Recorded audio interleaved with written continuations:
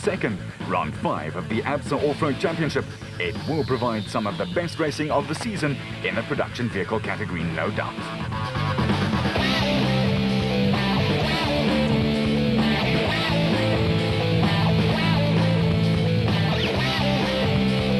The perennial battle between Nissan and Toyota in the prestigious South African Manufacturers Championship is again delicately poised, and Ford joins the two Japanese manufacturers in a head-to-head battle in the Premier Super Production class.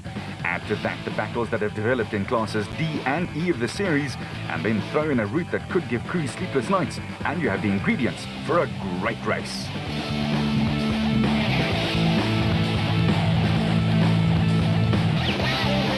But it's not just all glamour. The all-new IDM Cement crew were hard at work preparing their chargers and their cars for the Botswana leg of the National Championship. Former track racer Fabio Tafani and his teammate Jaco Swanepoel will both be trotting out in their Toyotas, and we asked them how ready they were to do the Lesotho Lambada, and Fabio in particular, what kind of car he likes to drive. Yeah, for sure. If it's got wheels and an engine, I'll drive it. My career started in 1980. I did motocross for 2 years, then had a really bad accident, so I stopped motocross. Took me about 2 years to recover from that accident, and I think about 84, 85, started doing karting. Raced 100cc internationals in those days, 125s with Derek Irving and all those guys in those days. Was nice. In 1992 or 91, I think I took up 250cc karts, raced that up until, and actually still racing nowadays. In 2000, started racing polos and karts, and won the 250 kart championship in 2003 and 2004, and did did polos up until, I think it was the end of last year, and at the last race meeting at Kalami last year for polos, they were giving us so much grief there that I decided, no, that's it, enough of this, and let's try something new. That's why we went to off-road.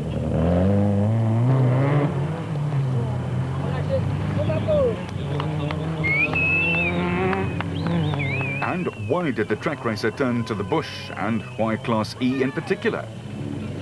Chose a Class E bucky. Obviously it's new. I'd never done it. I've never raced anything off-road, a rally car or an off-road bucky, nothing like that. And you know, something new. You don't want to start at the top and come and possibly destroy everything the first year. Start with the entry-level class, see what it's like. There were these vehicles available from Toyota, and we thought, well, it's a good place to start. Let's go for it. From the track to bundu bashing, it's quite a big move. Why, we wanted to know. Jaco and I have known each other for a long time, and like I said, at the end of last year at Kalami, I decided that was enough for me. I walked over that same day to Jaco and asked him, do you want to carry on doing this? He said, no, he's also had enough. So that's it. We went out. He got a bucky from Toyota. I got one as well. And it's been a learning curve this year, I must say. It's harder than what I thought it would be. But Jaco and I, we've got a good team going there. I think we'll carry on and see where we can go. The IDM Cement team is obviously full of enthusiasm. We wanted to know from Jaco what makes the off-road racing such a big attraction. It's a great amount of fun. You know, if you take a look at the distances that we cover, the events that we do, you're out in the middle of nowhere. You sometimes wonder whether someone's been on this road in the past 100 years type of thing, but it's a hell of a lot of fun. It's a great adventure. And you really get, you know, value for money insofar as seat time is concerned. You spend the whole day in the car. Not one corner is the same as the next. You know, in circuit racing, it's a very clinical type sport where you've got a half a meter or a meter from an apex point the whole day long. Yeah, you've got a different corner for 400 kilometers, and it's just loads and loads of fun. The navigator is obviously a very big part of the team. How well does he know his nav, we asked. It's been quite a learning curve. I've known Graham Bishop for quite some time, and he's a very competent navigator. I feel sometimes I'm a little bit spoiled with him. He's young, he's a very good navigator, and we generally get on quite well. Although we do have our moments where we have arguments in the car, you know, Graham, why didn't you read this, or why didn't you read that, and that type of thing. But it's really a great amount of fun. You know, insofar the rest of the team, I've got Dudley preparing a car, Graham our navigator, we've got Fabio and Mike Barron, the teammates. We've got the likes of Derek Irving, assisting Fabio. And, you know, generally, we've got a fair amount of depth in the team, a lot more depth in so far as maybe karting or circuit racing is concerned. But yes, it's good, and we're helping each other along, and we are quite happy, and I'm sure I speak for Fabio as well. We're quite happy with our performance to date. You know, it's been a steep learning curve, but yes, I think as a team we are developing, and I think by, you know, give us a little while still, we'll be enjoying it a lot more. Toyota currently leads the Manufacturers' Championship, but strangely enough have yet to win this season.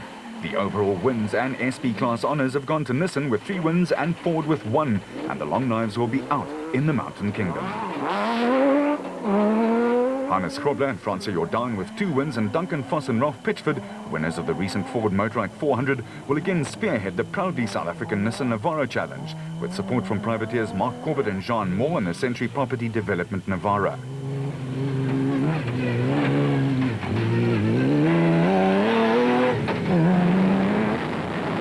Neil Woolridge and Kenny Scholtheimer will have backup from Rob Gurney and Graham Steinbach in the factory Ford Racing Rangers, and Mark Ronier and Chris Birkin and Bevan Bertholt and Robin Houghton will again carry the Castrol Toyota Hilux flag. The veterans of the sport, Woolridge and Scholtheimer and Grobler and Jordan, will recall the great days of the event. Scholtheimer, who also won the event on 2 wheels, and Birkin and Houghton will also recall heady and not so heady days on the roof of Africa. They will all, however, also know that simply making it to the finish line on the Lesotho Sun 400 is likely to put you in line for some silverware. The Castrol Toyota Hilux entries have suffered from reliability problems this season. They might just choose one of the toughest events of the season to spring a shock, but many of the experts will have money on Woolridge and Scholtheimer. Most of the credit for Toyota's current slender lead in the Manufacturers' Championship must go to privateers in classes D and E. Crews in both these classes have come up trumps time and again, and Toyota will be looking for more of the same in Lesotho. Reigning Class E champions Chris Visser and Jaapie Baardenhorst in the Tyco Trucks Toyota Hilux, former Class E champions Higu and Jaap de Bruin in the Castrol Toyota Hilux, and the father and son pairing of Cliff and Louis Weichelt in the Bosel Toyota Hilux deal Toyota a very powerful hand in Class D. Visser and Baardenhorst have won 3 times this season and will start as the outright favourites. The Weichelts have won once, the De Bruins have shown good form in recent outings, and a close contest looks to be on the cards.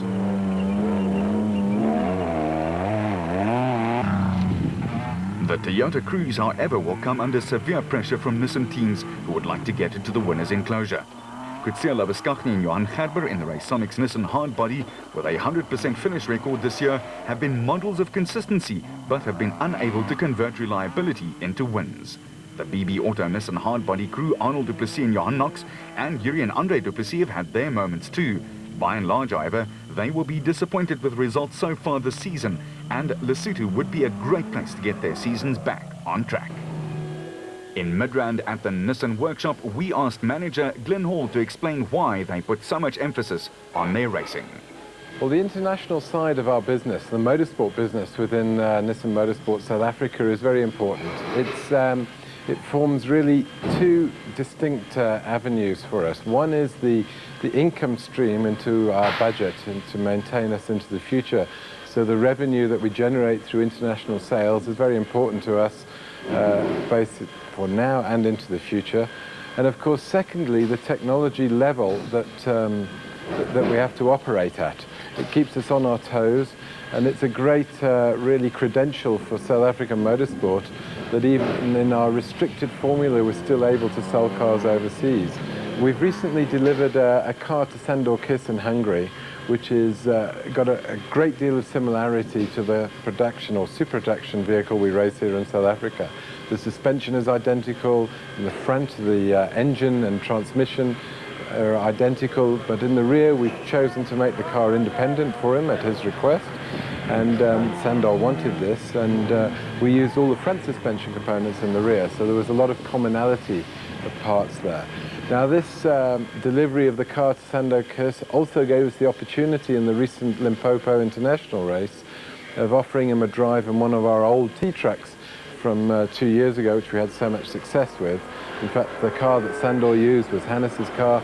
We upgraded it to FIA international specification, with mainly the fuel system and safety aspects, which we're not required to run here in South Africa.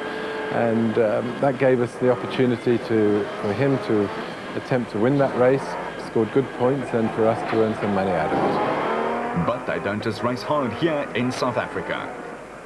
The balance of our international business as we stand today is we have a car running in Spain, which is one of the cars we built for the Dakar in 2003. That won the European Baja Championship in Europe last year. It's won 2 races already this year, and Marc Blasquez has been out here to South Africa, and we've got a continued strong business relationship with them, supplying parts. We've also about to deliver a car to Gregor de Mavius in Belgium. He's starting a new team, and he will eventually have 2 vehicles, and he's not going to drive himself. Gregor had quite a large accident, but is really a very big figure within international rally raid and rallying, and he will be running a team for a Polish rally champion who's driven the Dakar last year, and he's been out to test the car. He's fast, he looks very confident, and hopefully he can bring us a good result with the car in this year's Dakar. So we actually could have as many as 3 super production based vehicles on the Dakar this year, Nissan, running all built here in the workshop. So that's a good future. KwaZulu-Natal crew Manfred Schroeder and Ward Huxtable are running away with Class E in the factory diesel-powered Ford Ranger. The pair have a clear lead over a horde of Toyota crews and will be heavily favoured in Lesotho.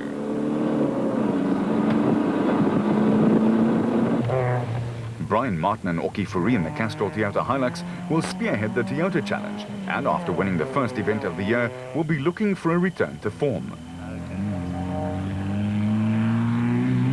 And the man we met earlier, former track racer Fabio Tafani, accompanied by Mike Barron in the Toyota Hilux, finds himself in 2nd place in the championship. Tafani and Yaku Swanepoel, another former track racer who shares the IDM Cement Toyota Hilux entry with Graham Bishop, have an interesting experience ahead of them in Lesotho. Mark and Stuart Moffat in the Bosel Toyota Hilux are due a good result, and George and Sharon Balkhuizen in the Roacon entry will also want to come up with 1 or 2 very good results over the racing. Apart from Schroeder and Huxtable in Class E, championship positions in the other classes are tight. Lesotho could be make or break for the other championship hopefuls. The points at the top in the production vehicles. There's only 4 points in it between Grobler and Jordan and Woolridge and Scholtheimer. And there's a big chase on from the man in Class E. It's Manfred Schroeder and Ward Huxtable in the Ford Ranger. 4 events and 4 different